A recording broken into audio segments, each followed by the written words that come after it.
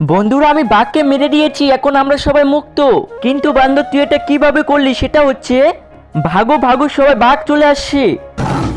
এখন তোরা সবাই আমার হাত থেকে বেঁচে কোথায় যাবে? বাঘ আমাদের খেয়েও না। একটা সত্যি, আমি তোদের কাউকে খাবো না। আমার জঙ্গল ছেড়ে অন্য জঙ্গলে চলে যা। কিন্তু ওই জঙ্গলে তো অনেকগুলো বাঘ থাকে, আমাদের একদিনে খেয়ে ফেলবে। তাহলে একটা কাজ করো, আমরা প্রতিদিন তোমার কাছে একজন করে চলে আসবে, তুমি একজন করে খেয়ে ফেলো আমাদের। কিন্তু প্লিজ আমাদের এই জঙ্গল থেকে বের করে দিও না। তাহলে আজকে কাকে খাবো? আমি যাচ্ছি, আমাকে খেয়ে ফেলো। না, তুই যাস না, আজকে তোকে আমি খেয়ে ফেলবো। আজকে পরের দিন হয়ে গেল, আজকে আমি বাঘের কাছে যাব না। তুই যাস না, তুই চলে গেলে আমাদের কি হবে? এখনো পর্যন্ত কেউ এলো না। আরে তোরা সবাই চিন্তা করিস না, আমার কাছে একটা প্ল্যান আছে। বাঘ, আমি চলে আসি। এত সময় কোথায় ছিলি? আমার অনেক খিদে পেয়েছে। রাস্তার মধ্যে আমাকে দুইটা বাঘ তাড়া করছিল, আমি ওদের হাত থেকে পালিয়ে চলে আসি। চল দেখা তো কোথায় ওরা। এই দেখো বাঘ এইখানেই আছে। কি রে, তোর তো সাহস কম না? আমার জঙ্গলে এসে তুই আমার খাবার খাবি? তোকে এখনই দেখাচ্ছি, এই নে। পানির মধ্যে ও নিজের মুখ দেখে মনে করছে কোনো একটা বাঘ আছে, তারপরে লাফ দিয়েছে। আর সেই ভোদাই বাঘ এইভাবে মারা গেছে। ইয়েস।